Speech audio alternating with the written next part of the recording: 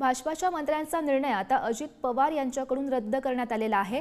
मंगल प्रभात लोढा यांनी काढलेल्या चाणक्य एक्सलन्स सेंटरची निविदा आता रद्द करण्याचे आदेश देण्यात आलेत। लोणावळ्यातील कार्ला येथे खरं तर हा प्रकल्प उभारण्यात येत होता।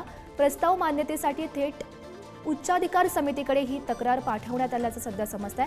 पालकमंत्री आणि जिल्हाधिकाऱ्यांना डावलल्याचाही आरोप केला गेलाय।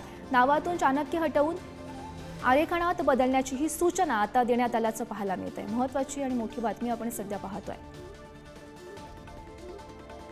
तर भाजपाच्या मंत्र्यांचा निर्णय अजित पवार यांच्याकडून रद्द झाल्याचं समजतंय। मंगल प्रभात लोढा यांनी काढलेल्या चाणक्य एक्सलन्स सेंटरची निविदा आता रद्द करण्याचे आदेश देण्यात आलेले आहे। या संदर्भात अधिकची माहिती जाणून घेऊयात। आमचे प्रतिनिधी पंकज दळवी सध्या आपल्यासोबत आहेत।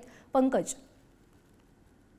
याबाबत कुठेतरी पालकमंत्र्यांना विश्वासात घेतलं नाही ही भूमिका इथे समोर येते। याच्या बाबतीत जी पालकमंत्र्यांची अध्यक्षतेखाली एक समिती असते त्याच्याकडनं या आराखड्याला मंजुरी द्यावी लागते, मात्र ती न घेतल्यामुळे एक निविदा रद्द करण्याचे आदेश दिलेले आहेत। त्याच्यामध्ये काही बदल करण्याचे आदेश जे आहेत ते दिलेले आहेत। मंगल प्रभात लोढा जेव्हा पर्यटन मंत्री होते तेव्हा हा निर्णय घेतला होता असं त्यांनी म्हटलं, मात्र कुठेतरी अजित पवार यांना विश्वासात गेलं नाही की बघा अधिक ठळकपणे आपण ते मित्र पक्षातले प्रमुख नेते असलेले अजित पवार यांना विचारात घेतले नाही किंवा विश्वासात घेतले नाही, त्यांच्या परवानगी घेतली नाही।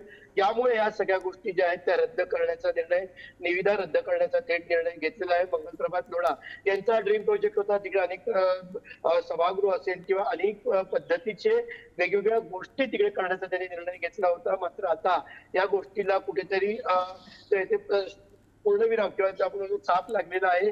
पुन्हा आता ती प्रक्रिया करावी लागेल। मंगल प्रभात लोढा अजित पवारांची भेट घेऊन या बाबतीचा तोडगा काढला तरच हा तोडगा निघेल, अन्यथा हा वाद जो आहे तो असाच दिसत राहील।